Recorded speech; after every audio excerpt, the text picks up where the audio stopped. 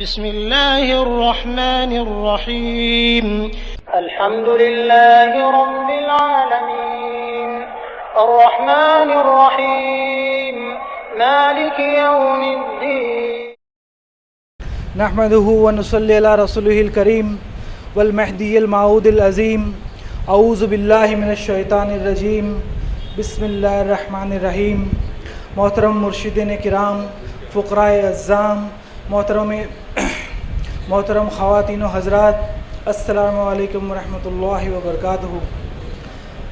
سب سے پہلے اس مجلس کا آغاز قرآن مجید کی تلاوت سے کریں گے، اس لیے میں سید عطا اللہ عرف عطن خنمیری صاحب کو میں گزارش کرتا ہوں کہ قرآن شریف کی تلاوت سے اس مجلس کا آغاز کریں. شکریہ. عطن خنمیری صاحب.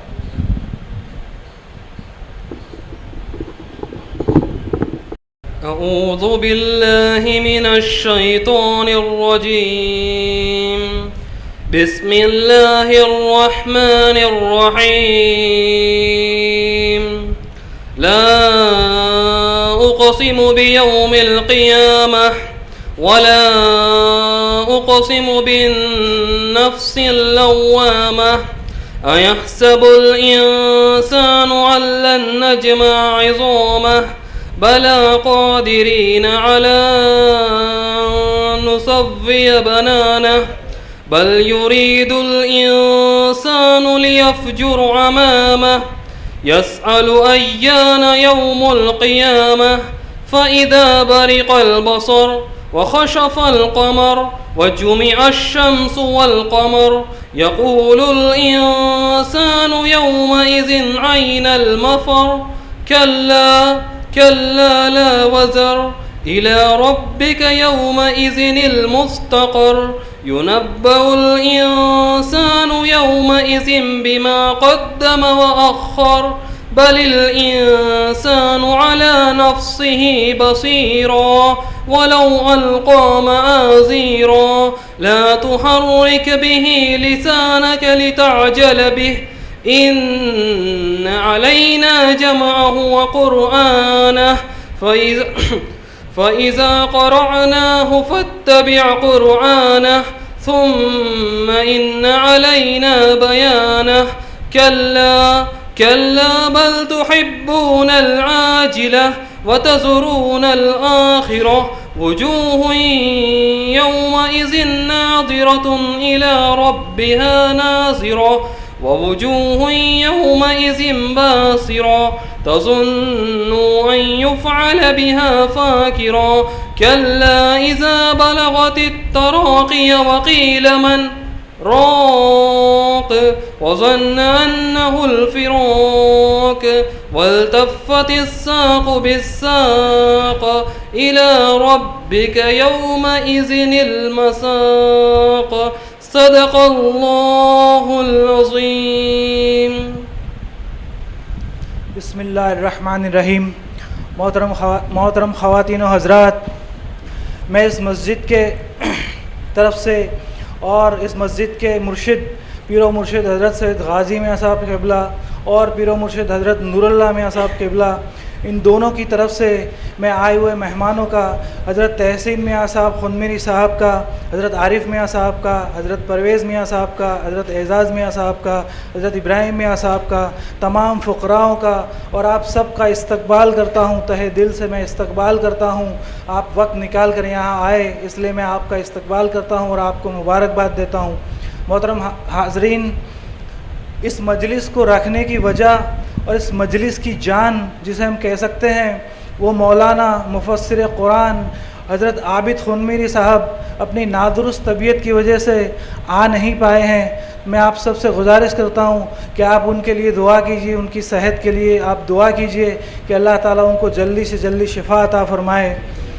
محترم سامعین، اس قرآن مجید کا جو افتتاح اجرا ہونے جا رہا ہے، اس کے لیے جس نے حضرت عابد خنمیری صاحب نے قریباً 20 سال کی کڑی محنت سے اس تفسیر کو لکھا ہے، تو میں عابد خنمیری صاحب کا تہہ دل سے شکریہ ادا کرتا ہوں.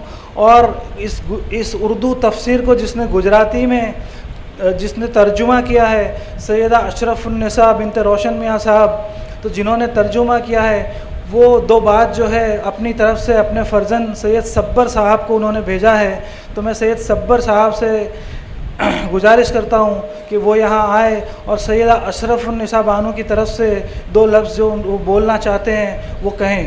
سید صبر صاحب۔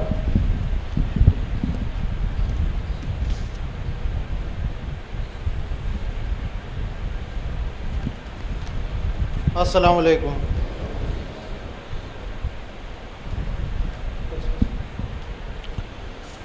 بسم اللہ الرحمن الرحیم۔ السلام علیکم۔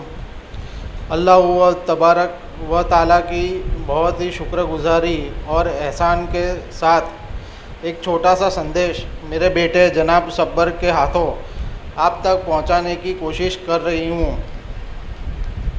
میں ناچیز، میری ہستی کیا کہ میں نے قرآن شریف نور ایمان کا اردو سے گجراتی میں ترجمہ کر سکوں۔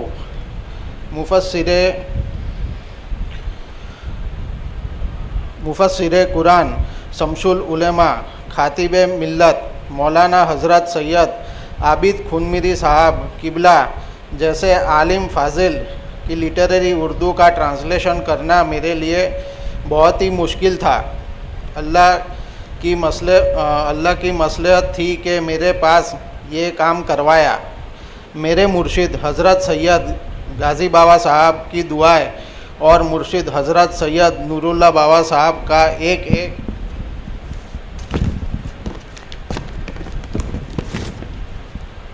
لفظ اور جملے کریکٹ کروانے کی وجہ سے میں یہ کام کو انجام دے پائی۔ گجراتی لینگویج میں مہندویہ عقیدے کا قرآن شریف کا ٹرانسلیشن نہیں تھا اور اردو بہت کم لوگ پڑھ پاتے ہیں۔ حضرت عابد خونمیری صاحب جو ٹرانسلیشن اور تفسیر لکھی ہے وہ بہت خوبصورت طریقے سے سیلف ایکسپلینیٹری اور حدیث ایگزامپل کے ساتھ سرل طریقے سے لکھا ہے جس کے کوئی بھی انسان پڑھ کر سمجھ سکتا ہے۔ کیا ہی اوریجنل ورک آپ نے کیا ہے، کتنی research work, thinking and compilation کرنے کے بعد یہ کام مکمل ہوا ہوگا۔ سب سے اچھا تو قرآن شریف پورا ہونے کے بعد 22 چیپٹر الگ الگ ٹیکنیکل ورڈز اور سبجیکٹ پر دیے ہیں اور قرآن حدیث کی روشنی میں سمجھائے ہے کہ جس کی بہت تعریف کی جائے وہ کم ہے۔ اپنے قرآن شریف کا ٹرانسلیشن کرنے کی پرمیشن دی جس کی وجہ سے مہندویہ عقیدے کا گجراتی لینگویج میں قرآن شریف تیار ہوا جو گجرات ہی جاننے والے بڑی عمر والوں کو اس کا فائدہ پہنچے گا۔ ہم سب حضرت کے شکر گزار ہیں۔ بہت سے لوگوں نے مدد کی ہے، سب کے نام قرآن شریف میں نے لکھے ہیں، سب کی شکر گزار ہوں۔ کوئی بھول چوک ہوئی ہو یا رہ گیا ہو تو تہہ دل سے معافی چاہتی ہوں۔ شکریہ۔ خدا حافظ۔ اشرف۔ نحمدہ ونصلی علی رسولہ الکریم والمہدی الموعود العظیم۔ اعوذ باللہ من الشیطان الرجیم۔ بسم اللہ الرحمن الرحیم۔ اقرأ باسم ربک الذی خلق۔ پڑھو اپنے پروردگار کے نام سے جس نے پیدا کیا۔ محترم خواتین و حضرات، قرآن مجید اللہ کی کتاب ہے۔ یہ کوئی معمولی کتاب نہیں، یہ وہ کتاب ہے جو اللہ سبحانہ و تعالیٰ نے خود حضرت جبریل علیہ السلام کے ذریعے اپنے حبیب حضرت محمد مصطفیٰ صلی اللہ علیہ وسلم پر اتارا ہے۔ اس قرآن مجید کو لیلۃ القدر کی رات میں اتارا گیا، یعنی کہ لوح محفوظ سے بیت العزت تک اس کو لیلۃ القدر کی رات میں اتارا گیا۔ آپ سمجھ سکتے ہیں کہ اس کی فضیلت، اس کی اہمیت کتنی زیادہ ہے۔ قرآن مجید ایسی کتاب ہے جس کا حل، انسانی زندگی کا ہر مسئلہ، ہر چیز کا حل جو ہے قرآن مجید میں موجود ہے۔ قرآن مجید کے ذریعے ہمیں اپنی زندگی کیسے جینا ہے وہ قرآن مجید ہمیں بتاتی ہے۔ محترم سامعین، قرآن مجید بتاتا ہے کہ ہمارے پیدا ہونے سے پہلے اس دنیا میں کیا تھا، ہماری زندگی میں ہمیں کیا کرنا ہے اور موت کے بعد کیا ہوگا، یہ تمام چیزیں قرآن مجید ہمیں بتاتی ہے۔ ہماری زندگی کو سنوارنے کے لیے قرآن مجید ایک بہترین ذریعہ ہے۔ محترم سامعین، قرآن مجید ایک ایسی کتاب ہے کہ جس کا اس دنیا میں سب سے افضل خطاب قرآن مجید ہے۔ میں آپ کو بتاؤں کہ قرآن مجید آج ہمیں آسانی سے مل رہی ہے، جتنی آسانی سے ہم چاہیں، ہر گھر میں قرآن مجید موجود ہے، بڑی آسانی سے قرآن شریف ہمیں مل جاتا ہے۔ لیکن میں آپ کو بتاؤں کہ اس قرآن کو ہم تک پہنچانے کے لیے صحابہ کرام نے اور ہمارے خلفاؤں نے جو مشقت، جو محنتیں کی ہیں، وہ بہت زیادہ محنت سے، مشقت سے، بہت زیادہ ان کی محنت سے آج قرآن مجید ہم تک پہنچا ہے۔ میں آپ کو بتاتا ہوں کہ حضرت ابو بکر صدیق رضی اللہ تعالیٰ کے زمانے میں جنگ یمامہ کے بعد جب بہت سارے صحابہ کرام کی شہادت ہو گئی، ایک کے بعد ایک صحابہ کرام جو ہے وہ شہید ہونے لگے، تو اس وقت قرآن مجید جو ہے وہ کتاب کی شکل میں نہیں تھا۔ خاتمین کو، صحابہ کرام کو وہ منہ زبانی یاد تھا۔ تو حضرت عمر فاروق رضی اللہ تعالیٰ عنہ نے حضرت ابو بکر صدیق رضی اللہ عنہ سے فرمایا کہ ہمیں قرآن مجید کو ایک جگہ پر جمع کر لینا چاہیے اور اس کی کتاب کی شکل میں ہمیں اسے کمپائل کرنا چاہیے۔ محترم سامعین، حضرت ابو بکر صدیق رضی اللہ عنہ نے منع کیا کہ جو کام حضرت رسول اللہ صلی اللہ علیہ وسلم نے نہیں کیا وہ میں کیسے کر سکتا ہوں۔ آپ نے حضور صلی اللہ علیہ وسلم کی محبت میں یہ کہا۔ اس کے بعد جو ہے صحابہ کرام میں ڈسکشن ہوا اور اس کے بعد خود حضرت ابو بکر صدیق رضی اللہ عنہ فرماتے ہیں کہ اللہ نے میرا سینہ کھول دیا اور میں عمر کی رائے سے متفق ہو گیا۔ اور اس کے بعد حضرت ابو بکر صدیق رضی اللہ تعالیٰ عنہ نے قرآن مجید کو جن جن صحابہ کرام کو منہ زبانی یاد تھا ان کو جمع کرنے کا حکم دیا، اسے ترتیب سے لکھوایا۔ قرآن مجید کئی جگہ پر اونٹ کے چمڑے کے اوپر لکھا ہوا تھا، کئی جگہوں پر کھجور کی ڈالیوں پر لکھا ہوا تھا۔ ان تمام قرآن مجید کی آیات کو ایک ساتھ جمایا اور اسے ایک کتاب کی شکل دی۔ محترم سامعین، آپ سوچئے کام کتنا مشکل رہا ہوگا اور کتنا زیادہ جذبہ اللہ تعالیٰ کی کتاب کے لیے ان صحابہ کرام کا ہوگا۔ انہی صحابہ کرام کی محنت کی وجہ سے آج قرآن مجید ہمارے پاس کتاب کی شکل میں موجود ہے۔ محترم سامعین، قرآن مجید کی سب سے پہلی جو کاپی تھی، سب سے پہلا قرآن مجید جو کمپائل ہوا وہ حضرت عثمان غنی رضی اللہ عنہ کی جب خلافت آئی تو اس زمانے میں بی بی حفصہ رضی اللہ تعالیٰ عنہ کے پاس تھا۔ اس کی کاپی جو ہے قرآن شریف کی ماسٹر کاپی اس زمانے میں ایک ہی کاپی تھی اور وہ بی بی حفصہ رضی اللہ تعالیٰ عنہ کے پاس تھی۔ آپ سوچئے کہ اسلام میں خواتین کو، عورتوں کو کتنا بڑا درجہ دیا گیا ہے کہ قرآن شریف کی صرف ایک ہی کاپی ہے اور وہ کاپی جو ہے ایک خواتین کے پاس ہے۔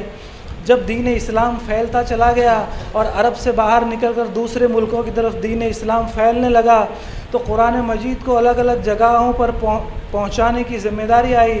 تو حضرت عثمان غنی رضی اللہ تعالیٰ عنہ نے بی بی حفصہ سے فرمایا کہ بی بی آپ یہ قرآن شریف ہمیں دیجئے، ہم اس کی نقل کر کے واپس آپ کو لوٹا دیں گے۔ بی بی حفصہ نے قرآن مجید آپ کو دیا اور وہی قرآن مجید پوری دنیا میں پہنچا۔ محترم سامعین، قرآن مجید تفسیر سے کیوں پڑھنا ہے؟ ہم روز پڑھتے ہیں، قرآن مجید ہر گھر میں موجود ہے اور تقریباً ہر گھر میں قرآن مجید کی تلاوت ہوتی رہتی ہے۔ لیکن سوال یہ ہے کہ قرآن مجید کو تفسیر سے کیوں پڑھنا چاہیے؟ تو اس کا جواب میں ایک چھوٹے سے اگزامپل سے دوں گا۔ جیسے ہم ایک نیا موبائل لے کے آتے ہیں تو اگر اس کو صرف میں پلٹ دوں، اسکرین ایک دو پھرا کے رکھ دوں، صرف فون اٹھاؤں رکھ دوں تو اس کا جو استعمال ہے وہ میں ٹھیک سے کر نہیں پاؤں گا۔ لیکن کوئی ایکسپرٹ ہو، کوئی جاننے والا ہو، وہ مجھے موبائل کے کھول کے بتائے گا کہ اس طریقے سے اس سے ہم قرآن مجید بھی پڑھ سکتے ہیں، اس طریقے سفر پہ جانا ہو تو ہم ٹکٹ وغیرہ بک کر سکتے ہیں، بجلی کا بل بھر سکتے ہیں اور بہت سارا وقت جو ہے ہم بچا سکتے ہیں۔ تو آپ سوچئے کہ ایک موبائل جو معمولی دنیاوی چیز ہے جس کی کوئی حیثیت نہیں، اگر وہ اتنا فائدہ سمجھانے کی وجہ سے اتنا فائدہ دے سکتی ہے تو قرآن مجید تو اللہ کی کتاب ہے، خود اللہ رب العزت نے اسے اتارا ہے۔ تو قرآن مجید کو اگر کوئی کھول کر اسے سمجھائے تو آپ سوچئے اس کی اہمیت کیا ہوگی اور وہ ہم کو کتنا زیادہ فائدہ پہنچا سکتی ہے۔ اس لیے قرآن مجید کا طریقہ یہ ہے کہ اسے ترجمے کے ساتھ، تفسیر کے ساتھ اسے پڑھا جائے۔ محترم سامعین، میں آپ کو یہ بھی بتاؤں تو پھر مہدویہ تفسیر کی کیا ضرورت ہے اور ہم نے مہدویہ تفسیر کیا ضرورت ہے؟ محترم سامعین، قرآن مجید کے بہت سارے مفسرین نے تفسیر لکھی ہے، لیکن اللہ تعالیٰ نے قرآن مجید کا بیان کرنے کے لیے امامنا مہدی موعود علیہ السلام کو مبین کلام اللہ آپ نے بنایا، اور یہ حق صرف مہدی علیہ السلام کو دیا کہ قرآن مجید کا بیان کرنا صرف مہدی علیہ السلام کی ذات سے ظاہر ہونا تھا۔ ثم الا علینا بیانہ، یعنی کہ ہم اسے بعد میں بیان کریں گے۔ اللہ تعالیٰ نے یہ حق مہدی علیہ السلام کو دیا، اور مہدی علیہ السلام نے قرآن مجید کی ہر ایک آیت کو ایک دوسرے سے جوڑ کر آپ نے بیان کیا، اور اسی مطابق میرا جی عابد خنمیری صاحب نے بہت ترتیب سے 20 سال کی محنت سے آپ نے جو ہے قرآن مجید کی تفسیر لکھی ہے۔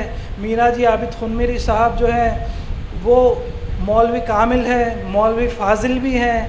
آپ جو ہے وہ حیدرآباد کے مشہور نظامیہ یونیورسٹی سے جو ہے آپ نے ڈگری لی ہے، اور مہدویہ ایک آپ سب سے پہلے مہدوی عالم ہیں کہ جنہوں نے کوئی یونیورسٹی نے آپ کو فتویٰ دینے کے لیے سند دی ہو۔ آپ نے اپنی پوری زندگی جو ہے قرآن مجید کو سمجھنے میں، اس کی تفسیر لکھنے میں بہت زیادہ ہم سوچ بھی نہیں سکتے، اتنی زیادہ محنت کر کے بڑی آسانی سے اس تفسیر کو لکھا ہے۔ اس تفسیر کو سنہرے پانی سے لکھنے کے لائق ہے، بہت نایاب تفسیر کو آپ نے لکھا ہے۔ تو یہ اللہ تعالیٰ کا احسان ہے کہ ہمیں یہ تعلیم، مہدویہ تعلیم جو ہے وہ ہمیں ملی ہے۔ محترم سامعین، جس طرح قرآن مجید ہم کو بڑی آسانی سے مل گیا، اسی طرح ہمیں مہدویت بھی بڑی آسانی سے مل گئی، یعنی کہ بائی برتھ آسانی سے اللہ تعالیٰ نے ہمیں پیدا ہوتے ہی مہدویت کی عظیم دولت عطا فرمائی۔ یہ وہ دولت ہے، وہ تمام چیزوں سے بہتر ہے۔ محترم سامعین، جیسے قرآن شریف کو جو ہے ہم تک پہنچانے کے لیے صحابہ کرام نے بڑی محنت کی، اسی طریقے سے ہمارے بزرگان دین نے مہدویت کو پہنچانے کے لیے ہم تک بڑی تکلیفیں اٹھائی۔ امامنا مہدی علیہ السلام نے اپنی زندگی تبلیغ میں بڑی تکلیفیں، فاقے اٹھاتے ہوئے اپنی زندگی آپ نے تبلیغ میں قرآن مجید کا بیان کرنے میں گزاری۔ بندگی میں سید ثانی مہدی رضی اللہ تعالیٰ عنہ جو ہے وہ جیل میں گئے، اور اس کی سختی کی وجہ سے آپ شہید ہوئے۔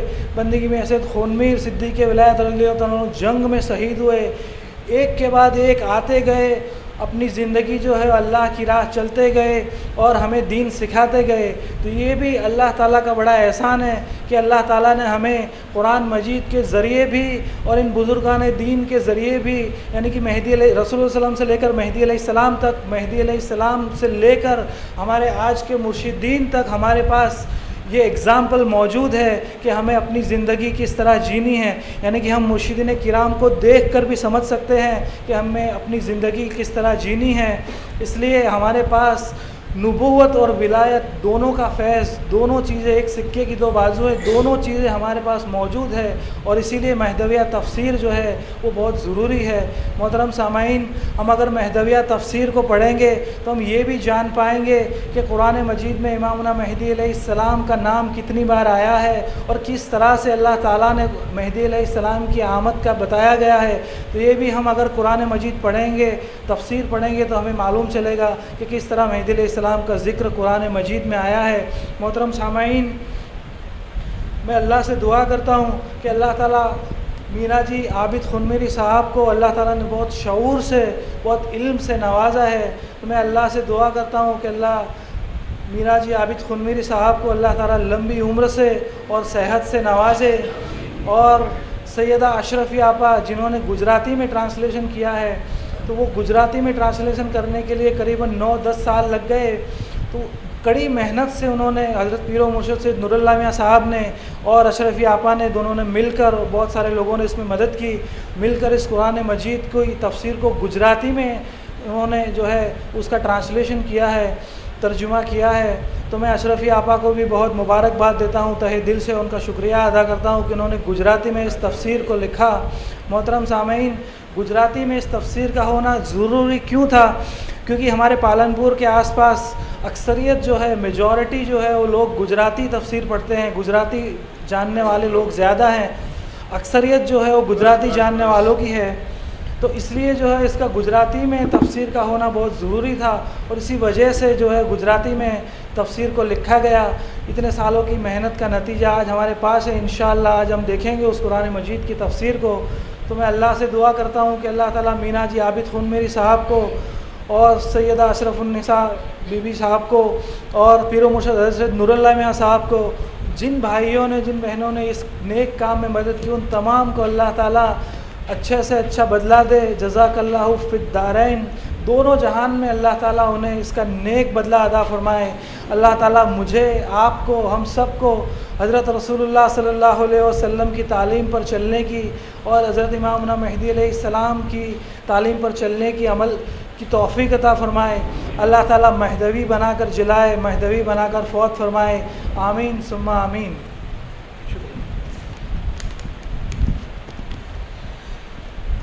اب میں حضرت تحسین آغا خون میری صاحب کو گزارش کروں گا کہ جن کے لیے مجلس رکھی گئی، حضرت عابد خون میری صاحب آ نہیں پائے، لیکن ہماری یہ خوش نصیبی ہے کہ حضرت تحسین صاحب یہاں آئے، انہوں نے اتنی مصروفیت ہونے کے باوجود ہمارے لیے وقت نکالا اور زیارتیں کرتے کرتے آپ گجرات کو آئے، تو ہم سب کے لیے بہت خوشی کی بات ہے۔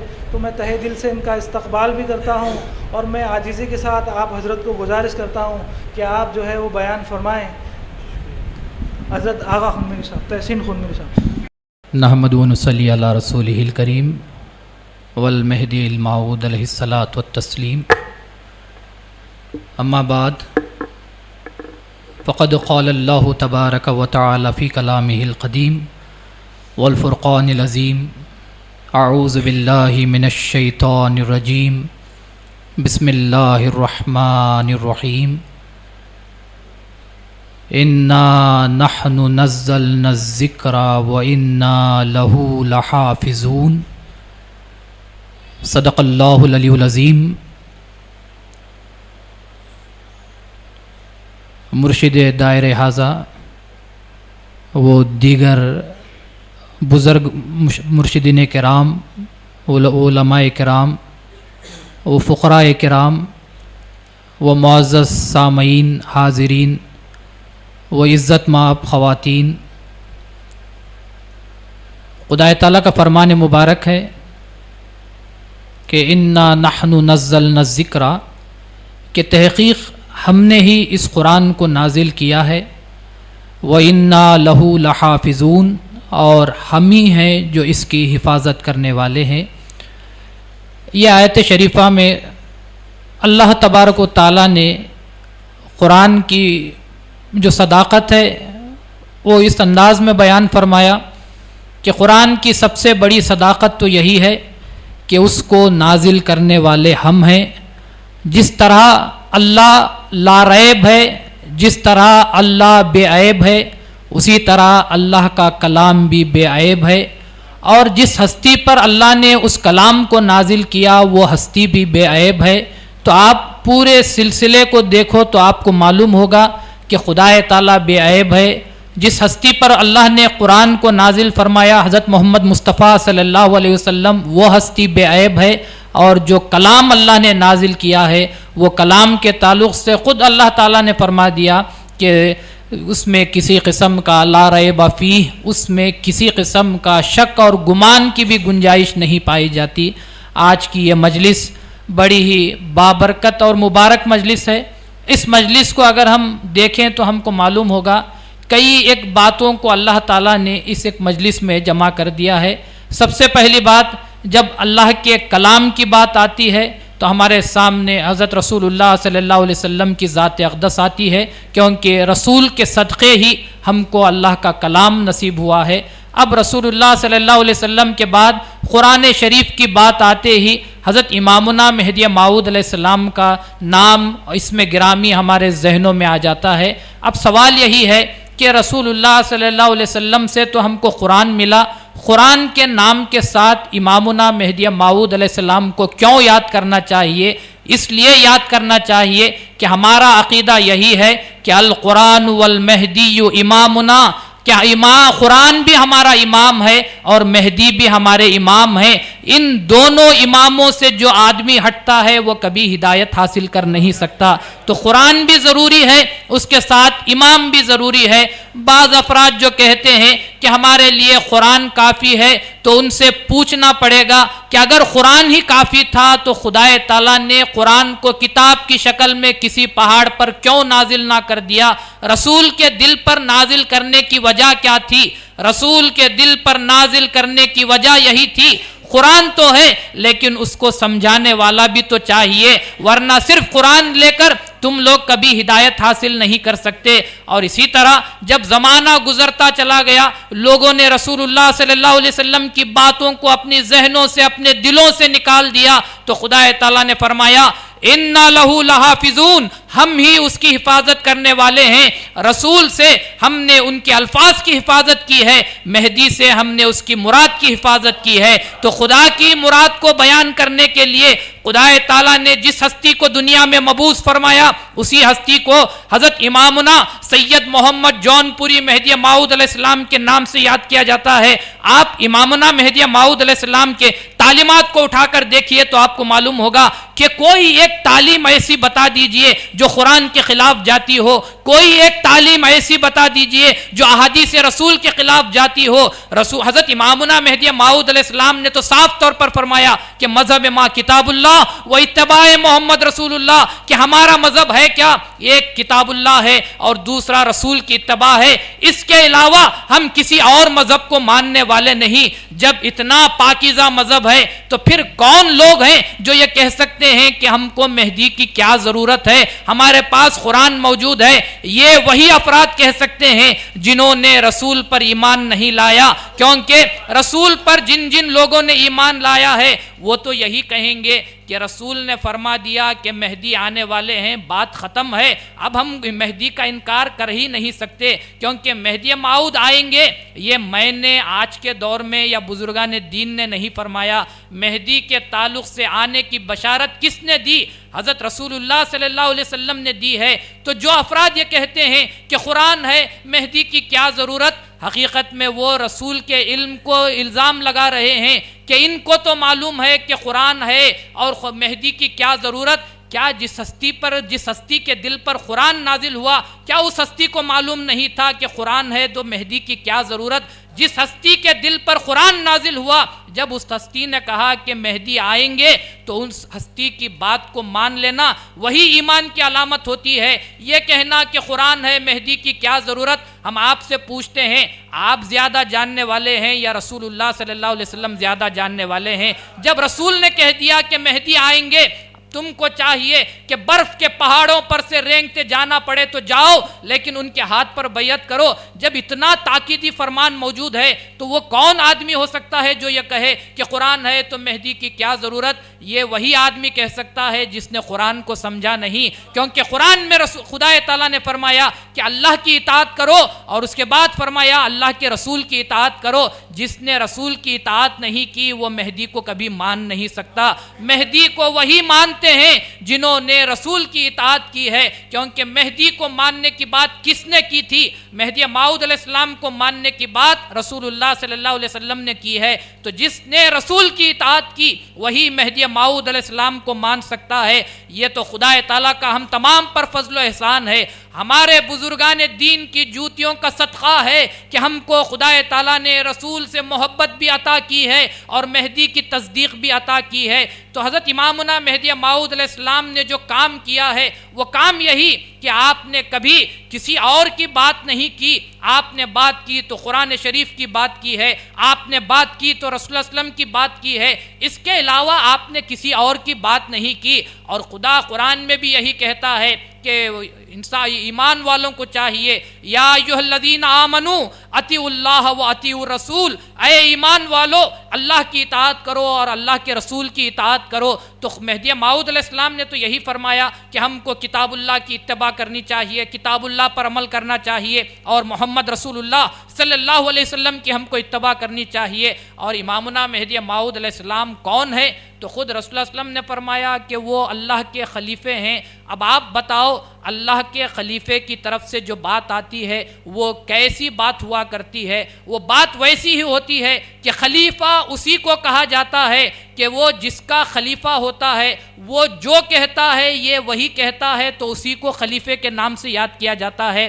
مثال کے طور پر اگر ایک چھوٹی سی مثال دے کر آپ کو سمجھانے کی کوشش کرتا ہوں، یہ مائک ہے اور کہیں پر اسپیکر رکھا ہوا ہے۔ یہ مائک اصل چیز ہے اور وہ جو اسپیکر ہے اس کا خلیفہ ہے۔ یہاں جو بات کہی جاتی ہے وہاں سے نکلتی ہے تو پورا سسٹم صحیح ہے۔ اگر یہاں بات کچھ اور کہی جائے وہاں سے کچھ اور بات نکلتی ہے تو ہم کہتے ہیں کہ سسٹم میں خرابی ہے۔ تو خلیفہ اسی کو کہا جاتا ہے۔ جب رسول نے کہا کہ مہدی اللہ کا خلیفہ ہے، اس سے مراد کیا ہے؟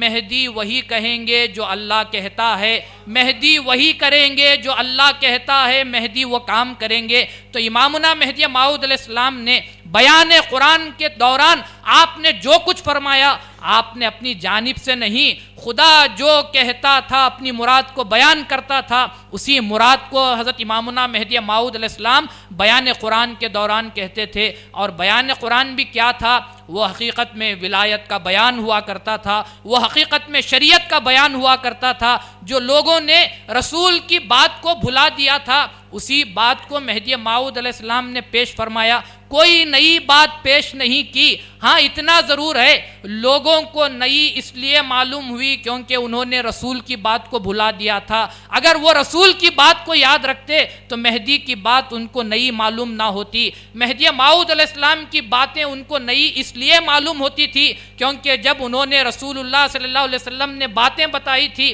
درمیان میں لوگوں نے ان باتوں کو بھلا دیا، تو جب مہدی نے وہی باتوں کو دہرایا تو لوگوں نے کہا کہ یہ تو نئی باتیں کرتے ہیں۔ اگر وہ رسول کی باتوں کو یاد رکھتے تو مہدی موعود کے بیان کو سن کر کہتے یہ تو وہی بیان ہے جو رسول نے فرمایا تھا۔ تو لوگوں نے درمیان میں باتوں کو بھلا دیا۔ مثال کے طور پر قرآن شریف کی آیت ہے کہ لن تنالوا البر حتی تنفقوا مما تحبون، کہ تم نیکی کو اس وقت تک پا نہیں سکتے جب تک کہ تم اس چیز کو خرچ نہ کر دو تمہیں جو سب سے زیادہ پسندیدہ ہے۔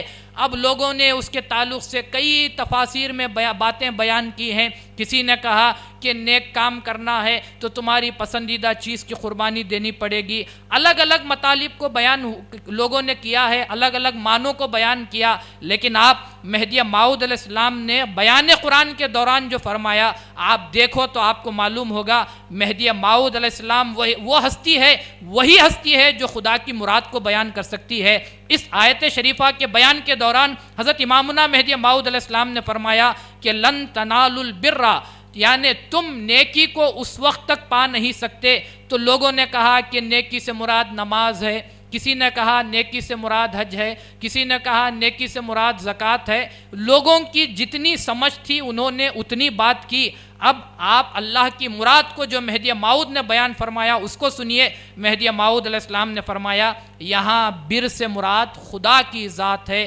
یعنی دنیا میں اگر سب سے بڑی نیکی اور پاک چیز ہے تو وہ خدا کی ذات ہی ہے۔ تم خدا کی ذات کو اس وقت تک پا نہیں سکتے جب تک کہ تم اپنی پسندیدہ چیز کو قربان نہ کر دو۔ اب آپ بتائیے کیا اس میں آپ کو شریعت کے خلاف کوئی بات نظر آتی ہے؟ کیا آپ کو اس میں قرآن کے خلاف کوئی بات نظر آتی ہے کہ ایک آدمی ہے اس کو خدا کو پانا ہے تو کیا کرنا چاہیے؟ تیرے دل میں جو سب سے زیادہ محبت کی چیزیں پائی جاتی ہیں، جب تک تو ان محبت کی چیزوں کو، پسندیدہ چیزوں کو اپنے سے الگ نہیں کرے گا تیرا دل خدا کی جانب مائل ہو نہیں سکتا، کیونکہ دل کا قاعدہ ہے دل وقت واحد میں دو چیزوں سے محبت کر نہیں سکتا۔ جس طرح ایک میان میں دو تلواریں سما نہیں سکتی، ایک دل میں دو محبتیں آ نہیں سکتی۔ تو اسی لیے مہدی موعود نے فرمایا خدا کی محبت آنی ہے تو تم کو دنیا کی جو محبتیں ہیں ان محبتوں کو اپنے سے الگ کرنا پڑے گا۔ اسی کو بیان قرآن کے نام سے مہدی موعود علیہ السلام نے بیان فرمایا۔ اب لوگ ہیں جو یہ کہتے ہیں کہ یہ نئی بات ہے، ہم ان کو کہتے ہیں کہ آپ اس فرمان مہدی کو لو اور رسول اللہ علیہ وسلم کی احادیث میں ٹٹولو تو آپ کو معلوم ہوگا رسول کے احادیث بھی یہی کہیں گے۔ کیا رسول اللہ علیہ وسلم نے یہ ارشاد نہیں فرمایا کہ نماز کے تعلق سے رسول اللہ علیہ وسلم نے ارشاد نہیں، کیا یہ بات نہیں فرمائی کہ جس انسان کا دل نماز میں حاضر نہ ہو اس کی نماز نہیں ہوتی؟ کیوں نماز میں دل حاضر کیوں نہیں رہتا؟ کیونکہ دل میں دنیا کی محبت ہے تو نماز میں دل حاضر نہیں رہتا۔ تو رسول اللہ علیہ وسلم نے ہم کو نشاندہی فرمائی کہ تم کو چاہیے کہ نماز میں اپنے دل کو حاضر رکھ کر نماز پڑھو، اور نماز میں دل کو حاضر رکھنے کا طریقہ یہ ہے کہ نماز سے پہلے دنیا کی تمام محبتوں کو دل سے نکال دینا چاہیے، تبھی چل کر نماز میں دل حاضر رہ سکتا ہے۔ ورنہ آپ بھی جانتے ہیں، میں بھی جانتا ہوں، جیسے ہی رکعت باندھی جاتی ہے ہمارا دل کہاں کہاں بھٹکتا پھرتا رہتا ہے، کبھی تجارت کرتا ہے تو کبھی مکان کو جا کر آ جاتا ہے، کبھی دکان کو جا کر آ جاتا ہے، یہ ہمارا دل ہوا کرتا ہے۔ تو بتانے کا مقصد یہ کہ نماز وہ چیز ہے جس کے تعلق سے آپ کو زیادہ محبت رہتی ہے، نماز میں آپ کا دل وہاں پر جا کر آ جاتا ہے۔ ہمارے بزرگان دین کے تعلق سے جو کہا جاتا ہے کہ نماز کی رکعت باندھتے ہی وہ خدا کے دربار میں پہنچ جاتے تھے۔ لوگ اعتراض کرتے ہیں کہ یہ کیسے ممکن ہے؟ یہ اسی طرح ممکن ہے جیسا آپ کو تجارت سے محبت ہے تو رکعت باندھتے ہیں تو دکان کے 2 چکر لگا کر واپس نماز میں آ جاتے ہیں۔ ان بزرگان دین کو خدا سے محبت تھی، رکعت باندھتے تھے تو خدا کے دربار میں حاضر ہو جایا کرتے تھے۔ تو یہ تعلیمات امامنا مہدی موعود علیہ السلام ہیں کہ امامنا مہدی موعود علیہ السلام نے ہم کو بتایا کہ دین کیا ہے۔ دین کی اصل قرآن شریف ہے اور رسول اللہ صلی اللہ علیہ وسلم کی اتباع ہے۔ ان دونوں چیزوں سے جو چیز حاصل ہوتی ہے اسی کو دین، اسی کو مذہب، اسی کو ایمان کے نام سے یاد کیا جاتا ہے۔ اور آج جو تقریب رکھی گئی ہے وہ تفسیر نور ایمان، اس کی جو گجراتی میں جو ترجمہ ہوا ہے اس کی رسم اجرا کے طور پر، رونمائی کے طور پر آج کی تقریب رکھی گئی ہے۔ اب آپ کو چند باتیں تفسیر نور ایمان کے تعلق سے آپ کو بتا دینا ضروری سمجھتا ہوں۔ اب لوگ یہ کہتے ہیں کہ قرآن بہت آسان ہے، قرآن کو سمجھنے کے لیے ہم کو کسی چیز کی ضرورت نہیں۔ اگر یہی بات ہوتی تو جب سے قرآن نازل ہوا اس وقت سے لے کر آج تک اتنے تفاسیر لکھنے کی ضرورت نہ ہوتی۔ جو فرقے والے یہ کہتے ہیں کہ قرآن آسان ہے، آپ اس سے پوچھو کیا تو نے قرآن پڑھ کر سمجھ لیا؟ تو کہے گا کہ نہیں، فلاں مولوی صاحب کی تفسیر پڑھ کر میں نے سمجھا ہے۔ تو یہ بات یہی ہے کہ قرآن سمجھنا آسان ہے، لیکن جب تک کوئی سمجھانے والا نہیں سمجھاتا اس وقت تک قرآن سمجھنا بہت مشکل چیز ہوا کرتی ہے۔ اور جن حضرات صحابہ کرام کے سامنے قرآن شریف رسول کے قلب اقدس پر نازل ہوتا تھا، انہوں نے یہ دعویٰ نہیں کیا کہ قرآن آسان ہے، ہم سمجھ سکتے ہیں۔ جب ان کو کوئی قرآن کی آیت سمجھ میں نہ آتی، دوڑتے ہوئے رسول کے قدموں میں جاتے اور پوچھتے یا رسول اللہ یہ قرآن کی آیت ہے، اس کا مطلب کیا ہے؟ تو چند عربی جاننے کے بعد یہ دعوے کہ قرآن بہت آسان ہے، ذرا صحابہ کرام کی زندگی کو یاد کرو۔ وہ عربی زبان جاننے والے تھے، عرب ملک میں رہنے والے تھے، ان کی نظروں کے سامنے قرآن نازل ہو رہا تھا، لیکن قرآن کی آیت نازل ہوتی اور تو دوڑتے ہوئے رسول کی خدمت میں جاتے اور پوچھتے کہ یا رسول اللہ اس آیت کا مطلب کیا ہے؟ تو یہ دعوے کہ قرآن آسان ہے یہ سب لوگوں کو ایک دوسرے کو دھوکہ دینے کی بات ہے۔ قرآن اللہ کا کلام ہے، انسان جیسی اس کی فطرت ہے اس کو ویسے معنی سمجھ میں آتے ہیں۔ تو قرآن شریف اللہ کا کلام ہے، اس کو عام زبان کی طرح یہ مت سمجھو کہ آسان ہے۔ کسی شاعر کا کلام سمجھنے کے لیے جب تک وہ شاعر نہ سمجھائے ہم کو سمجھ میں نہیں آتا۔ بڑا شاعر ہے، بہت بڑا شاعر ہے، چاہے وہ اردو کا شاعر ہو یا گجراتی کا شاعر ہو، کیا کوئی آدمی یہ کہہ سکتا ہے کہ وہ گجراتی کا بڑا شاعر ہے، میں اس کے اشعار لے کر آسانی سے سمجھ سکتا ہوں؟ تو لوگ کہیں گے کہ یہ ناممکن ہے، یا سمجھانے والا سمجھانا چاہیے یا خود شاعر سمجھائے تو بات سمجھ میں آتی ہے۔ تو جب معمولی آدمیوں کے اشعار ایسے ہیں کہ بات سمجھ میں نہیں آ سکتی، تو اللہ کے کلام کے تعلق سے ایسا کہنا کہ وہ تو بہت آسان ہے، کوئی بھی سمجھ سکتا ہے، خدا را اس طرح کے الفاظ استعمال کر کر آپ قرآن کی شان کو گرانے کی کوشش مت کرو۔ قرآن اللہ کا بہت اونچا کلام ہے، چاہے کسی بھی میدان میں لے کر جاؤ، چاہے وہ فصاحت کی بات ہو، بلاغت کی بات ہو، اس کے الفاظ کی بات ہو، جس میدان میں ادب کے آپ لے جانا چاہتے ہیں لے جائیے۔ قرآن اپنے آپ میں نصیر ہے، وہ اپنے آپ میں نظیر پائی جاتی ہے، اس کی مثال لانا ناممکن بات ہے۔ تو اتنے بڑے کلام کے تعلق سے یہ کہنا کہ آسان ہے، یہ ایک دوسرے کو دھوکہ دینے کی بات ہے۔ لوگوں نے جو تفاسیر لکھے خود اس بات کا ثبوت ہے کہ قرآن کو سمجھنا یہ سب کے بس کی بات نہیں، اسی لیے تفسیر لکھی جاتی ہے۔ اور ہمارے پاس مرشدانہ شمس العلماء مفسر القرآن علامہ حضرت پیر و مرشد الحاج سید میران جی صاحب عابد خن میری قبلہ دامت فیوزہم نے بہت ہی مشقت اور محنت کے بعد اس تفسیر کو آپ نے قلمبند فرمایا جس کا نام نور ایمان ہے۔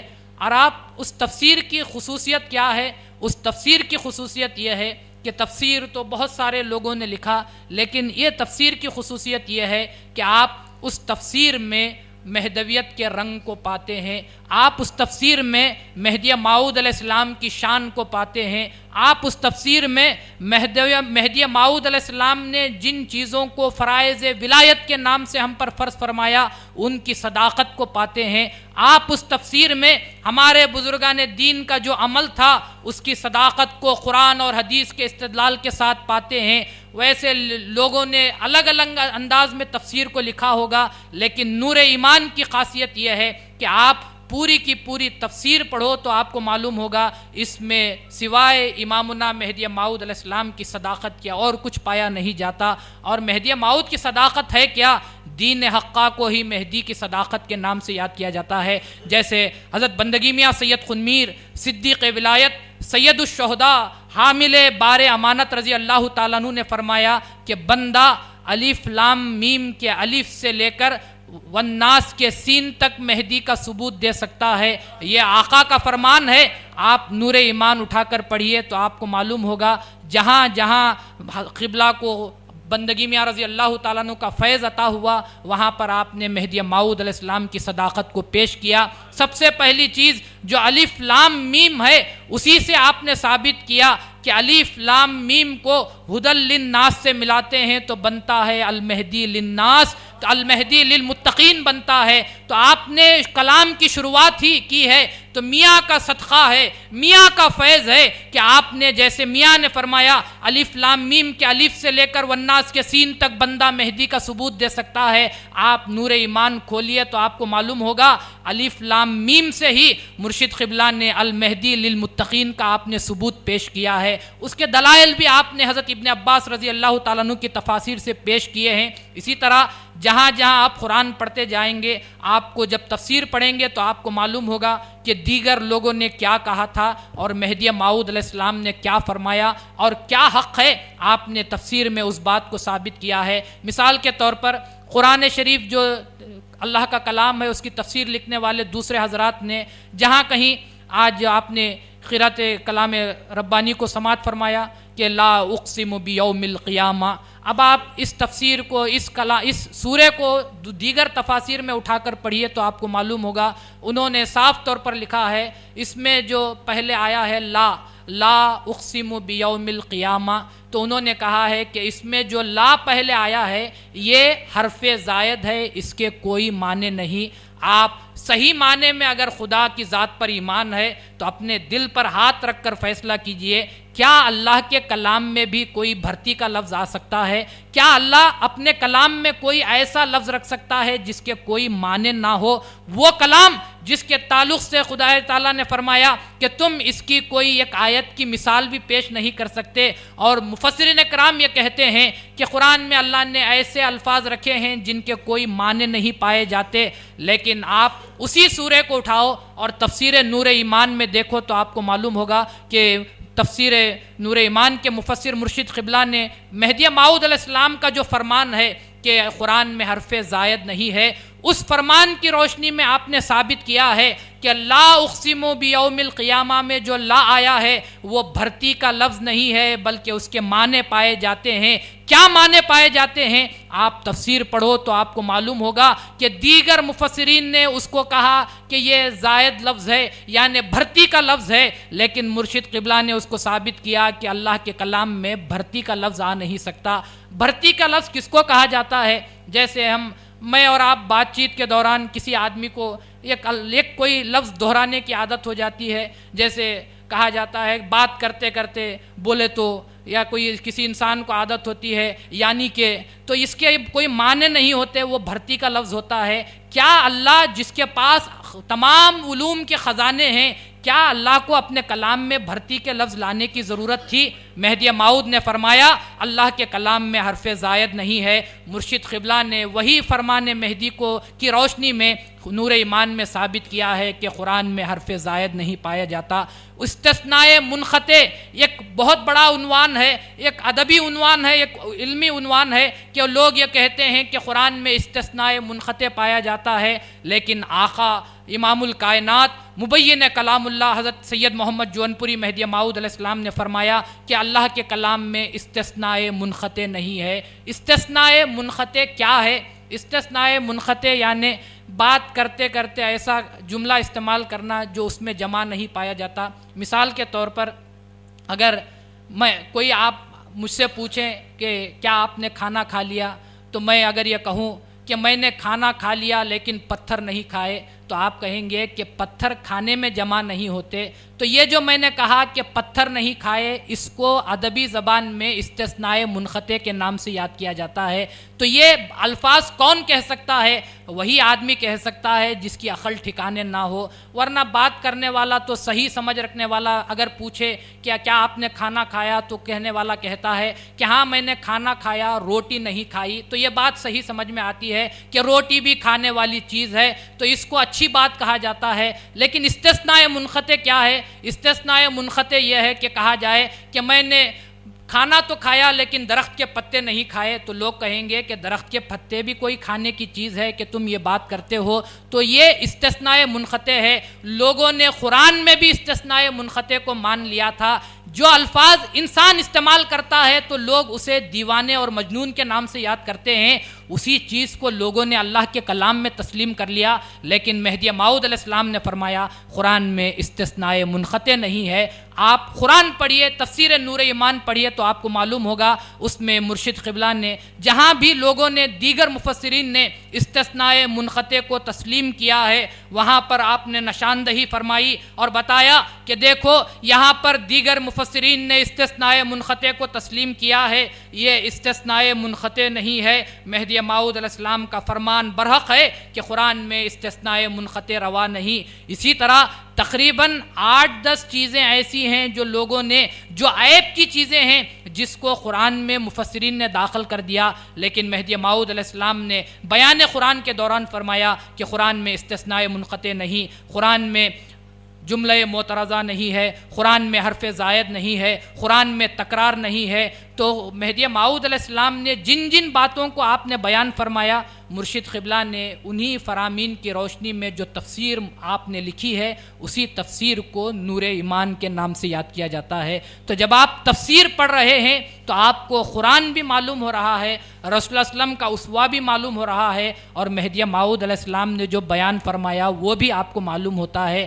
دیگر تفاسیر میں آپ کو زیادہ سے زیادہ ظاہری باتیں معلوم ہو سکتی ہیں، لیکن چونکہ تفسیر نور ایمان لکھنے والے ایک صاحب ارشاد ہستی ہے جن کا سلسلہ حضرت بندگی میاں سید خنمی رضی اللہ تعالیٰ عنہ تک پہنچتا ہے، تو وہ جو فیض ہے میاں کو جو مہدی موعود علیہ السلام سے عشق تھا، اسی عشق کے تعلق سے ہم دیکھتے ہیں کہ نور ایمان میں اس عشق کی جھلک آپ کو نظر آتی ہے۔ حضرت امامنا مہدی موعود علیہ السلام نے ایک بات ہے، اس کو رکھتے ہوئے میں اپنی اس گفتگو کو ختم کرتا ہوں کہ حضرت امامنا مہدی موعود علیہ السلام نے ایک دفعہ بیان قرآن کے دوران اپنی مجلس میں آپ نے اپنے ہاتھوں کو کانوں کی طرف لے کر گئے اور کچھ ایسا کیا کہ گویا آپ کچھ سننے کی کوشش کر رہے ہیں۔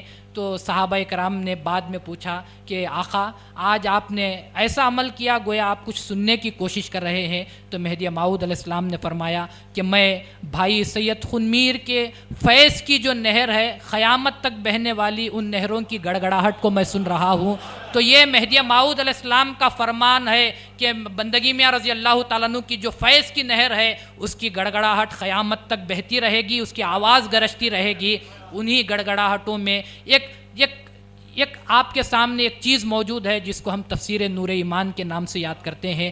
مرشد قبلہ کو دعوت دی گئی تھی، لیکن مرشد قبلہ کی طبیعت کی ناسازگی کی وجہ سے وہ تشریف نہیں لا سکے۔ لیکن ہمارا تو ایمان یہی ہے کہ ظاہری دوری یہ سب دنیاوی چیزیں ہوتی ہیں۔ مہدی موعود علیہ السلام کا فرمان برحق ہے کہ انسان کا جو تعلق ہوتا ہے وہ قلبی تعلق ہوتا ہے، دور رہ کر بھی اگر دل کا تعلق ہے تو وہ قریب ہی رہا کرتے ہیں۔ تو مرشد قبلہ ضرور آنا چاہتے تھے لیکن طبیعت کی ناسازگی کی وجہ سے وہ تشریف نہیں لائے، لیکن میرا تو ایمان ہے کہ مرشد قبلہ کا فیض ہمارے ساتھ موجود ہے، ہم جس کو نور ایمان کے نام سے یاد کرتے ہیں۔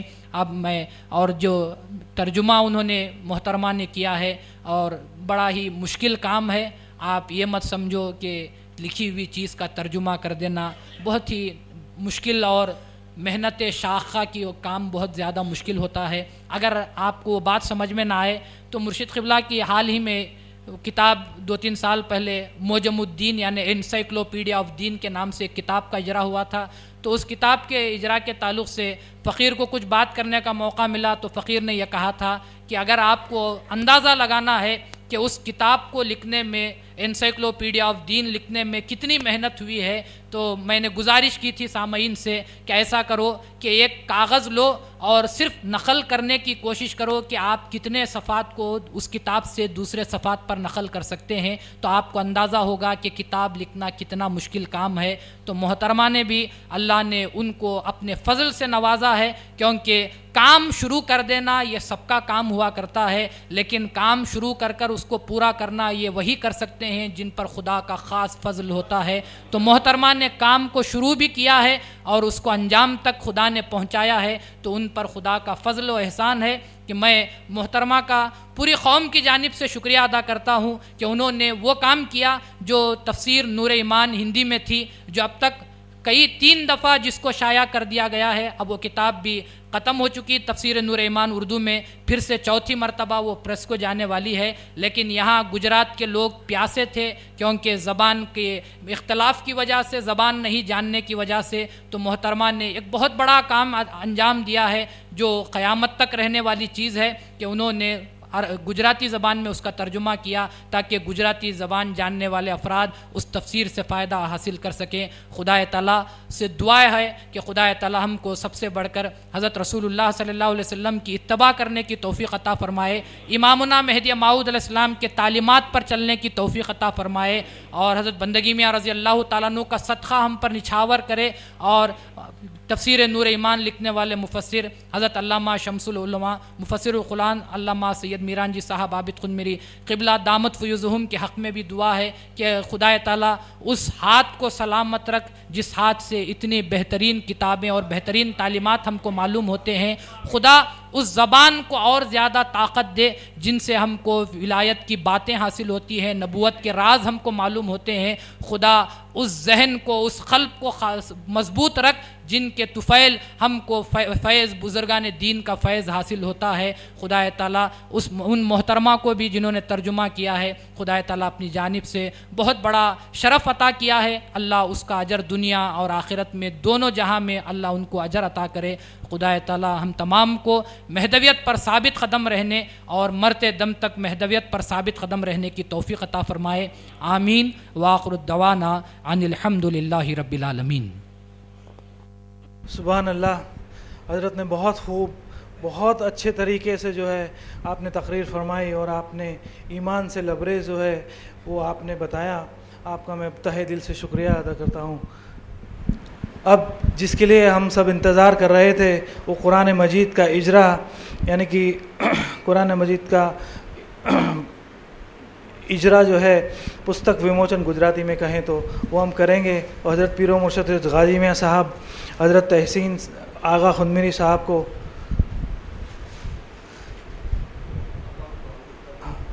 غازی میاں صاحب، جی ہاں،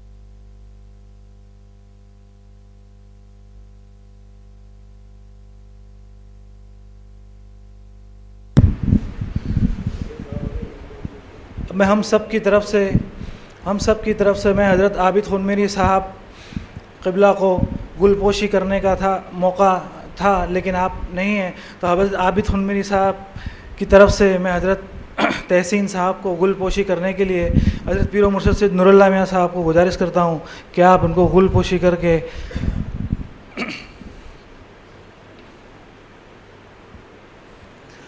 اور آپ کا شکریہ ادا کریں۔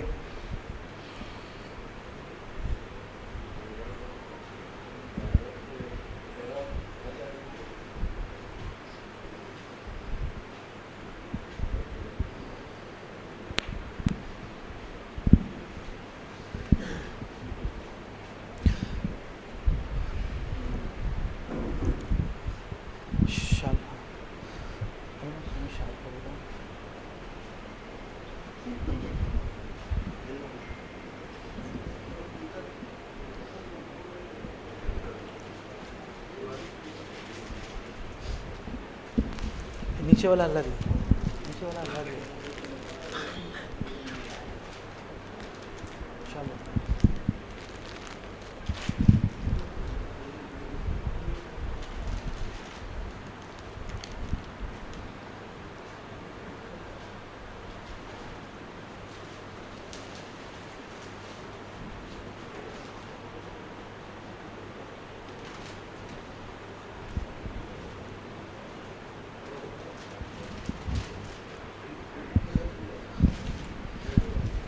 حضرت پیر و مرشد عارف میاں صاحب شال اڑا کر جی جی میں ہار تو قبول کر لیا، جی جی شال اگر ہاتھوں میں دے دے تو میں وہاں لے جا کر مرشد کو اڑا دیتا ہوں۔ آپ لے لیجیے حضرت، لے لیجیے حضرت۔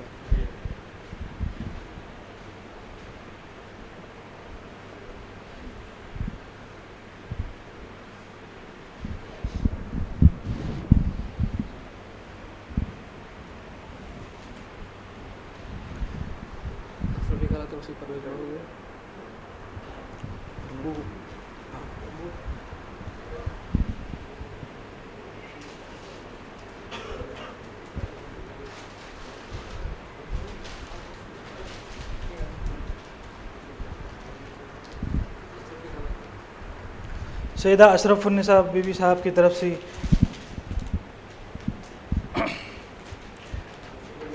اللہ دیا قبول۔